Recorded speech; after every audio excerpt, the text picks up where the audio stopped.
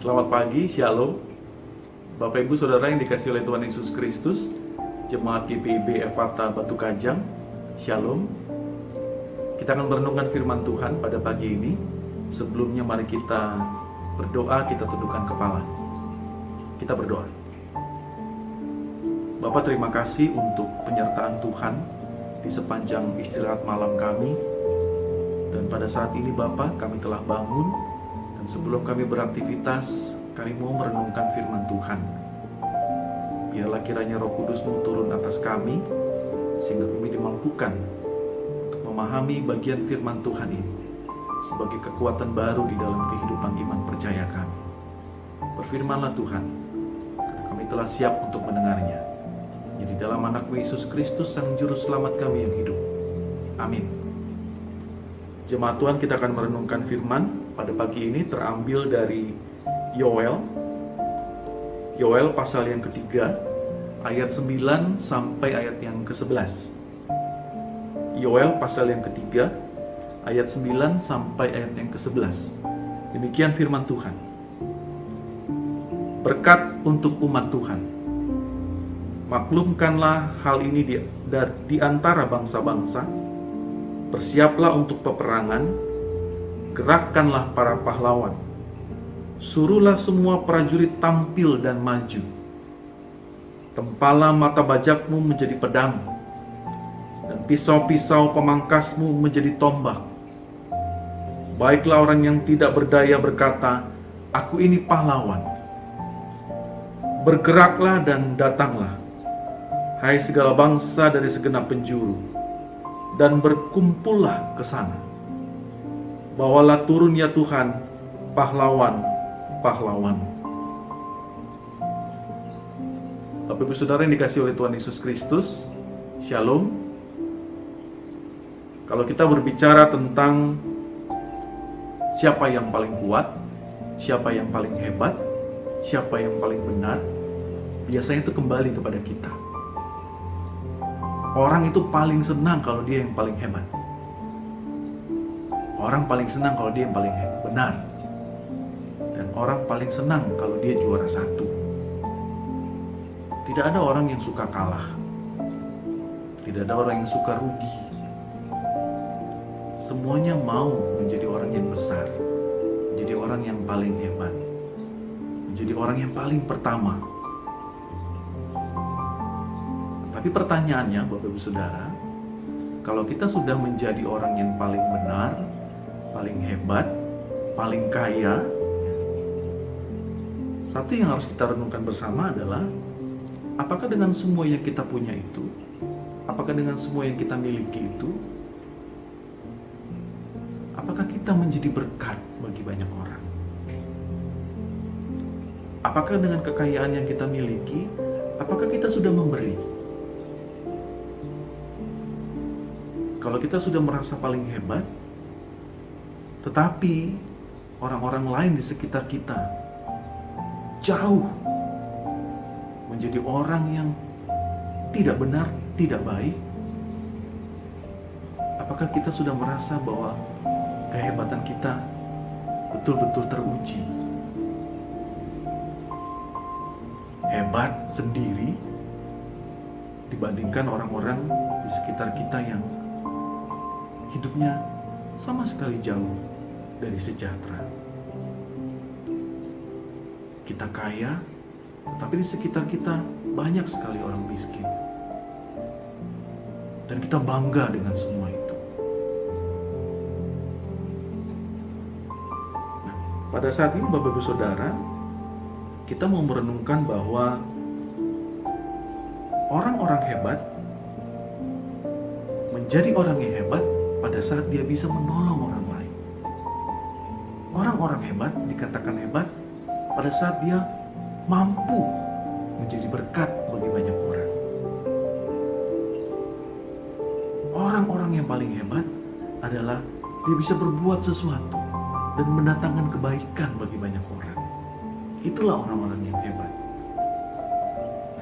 Yoel menggambarkan sebuah keadaan bangsa-bangsa pada saat itu, bangsa-bangsa yang penuh dengan penindas, Mereka berkuasa. Mereka menjadi bangsa yang hebat, tetapi mereka melakukan kekerasan. Mereka menindas orang lain. Mereka sukanya berperang. Mereka sukanya memporak-porandakan sesuatu. Hidup orang-orang pada saat itu. Khususnya di dalam bacaan kita pada saat ini adalah bangsa-bangsa yang menindas umat Tuhan. Pada saatnya mereka berhadapan dengan Allah sebagai hakim, Allah menantang mereka. Allah memerangi bangsa-bangsa ini dan menghancurkan bangsa ini.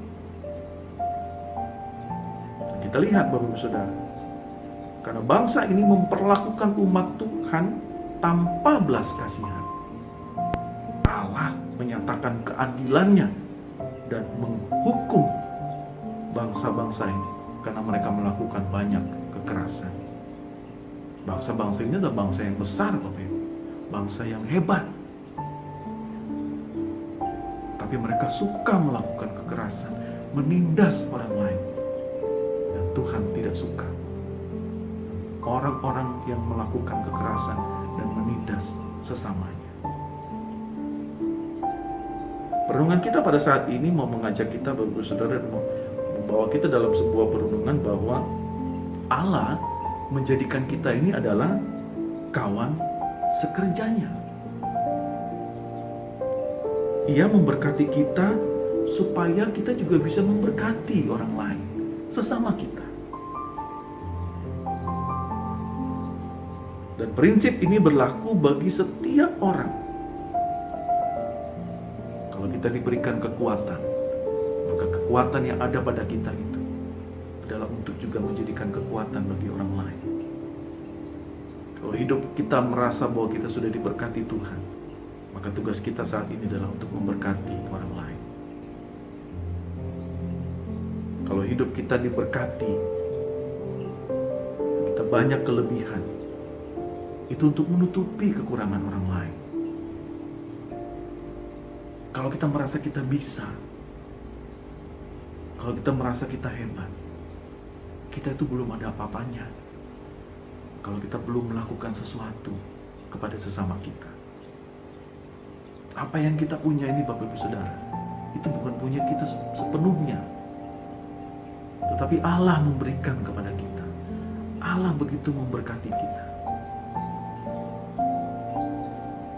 Tetapi Allah secara langsung juga mau mengajak kepada kita, mari kita juga memberkati orang lain.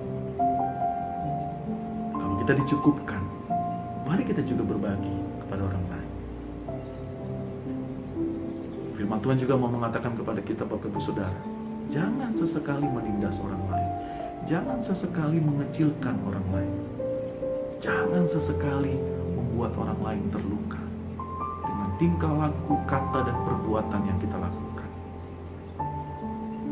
Tetapi selalu hadirkan kebaikan bagi banyak orang.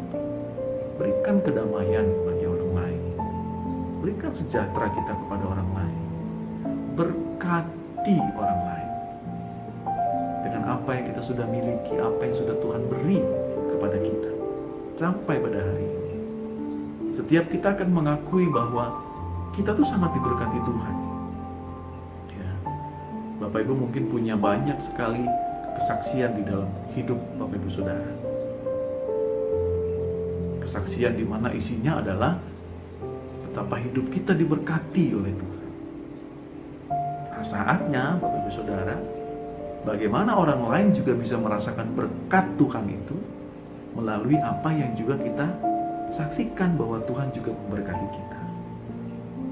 Dan itu menjadi sebuah kesaksian hidup yang begitu luar biasa yang kita mau bagikan juga kepada orang lain. Terlebih pada saat ini Bapak Ibu Saudara, di masa-masa pandemi seperti ini, kita masih tetap merasakan bahwa Tuhan memberkati kita luar biasa.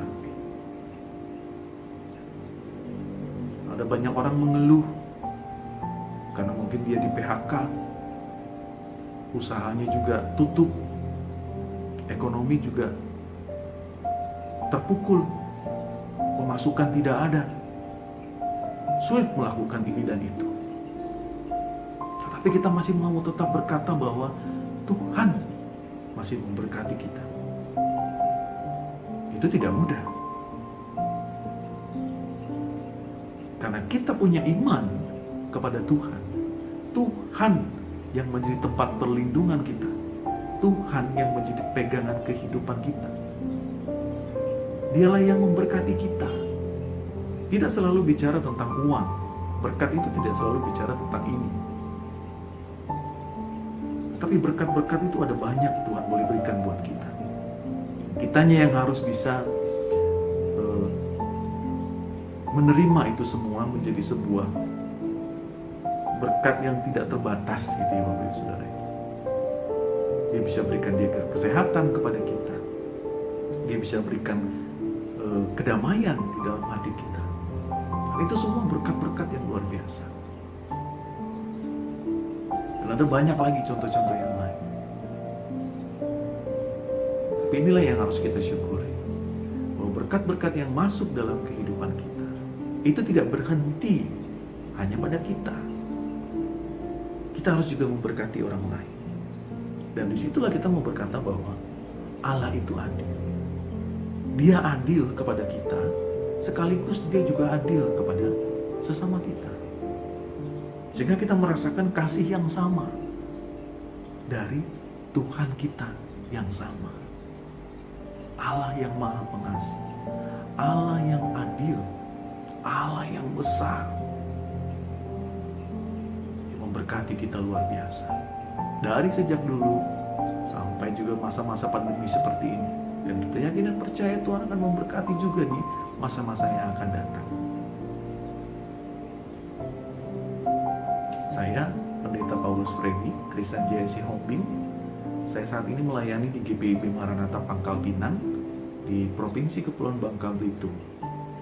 Saya juga bekerja dan saat ini bertugas di Dimas Kristen, kantor wilayah Kementerian Agama, Provinsi Kepulauan Bangka Belitung. Jadi kita teramat jauh ya Bu, Bapak Ibu, tetapi kita bisa bertemu di dalam layanan virtual seperti ini. Dan saya sangat bersyukur Pendeta Dewi memberikan kesempatan ini dan memberikan renungan dan kita boleh belajar bersama pada saat ini. Terima kasih atas kesempatannya dan mari Bapak Ibu Saudara kita tetap semangat bahwa firman Tuhan yang kita dengarkan setiap hari, setiap saat itu akan memberikan kekuatan baru kepada kita. Dan biarlah kita selalu ada bersama-sama dengan Tuhan Yesus untuk boleh kita melayani bersama, menguatkan satu dengan yang lain. Kita mengucap syukur atas berkat-berkat Tuhan yang ada di dalam kehidupan kita sampai pada hari ini dan hari-hari seterusnya. Tuhan Yesus memberkati. Amin. Kita akan masuk dalam doa penutup. Bapak Ibu Saudara, mari kita tundukkan kepala. Kita berdoa. Bapa di surga, kami mengucap syukur Bapa atas kesempatan yang Tuhan boleh berikan kepada kami untuk merenungkan firman Tuhan pada saat ini. Kami boleh belajar dari Nabi Yoel, di mana kami diajak untuk boleh juga menjadi saluran berkat bagi banyak orang. Terkadang kedagingan kami mau berkata bahwa kamilah yang paling hebat, kamilah yang paling benar, kamilah yang paling berkuasa. Dan tanpa kami sadari, kami menindas orang lain, kami merendahkan orang lain, kami mengecilkan orang lain dengan tingkah laku, kata dan perbuatan kami.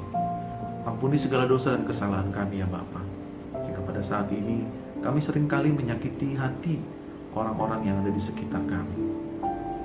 Biarlah kami diingatkan selalu oleh firman Tuhan, khususnya pada pagi ini sebelum kami melakukan aktivitas kami. Tuhan memberkati kami sehingga kami boleh menjadi saluran berkat bagi banyak orang. Dan disitulah kami bisa melihat bahwa Tuhan Maha Adil di dalam kehidupan kami semua.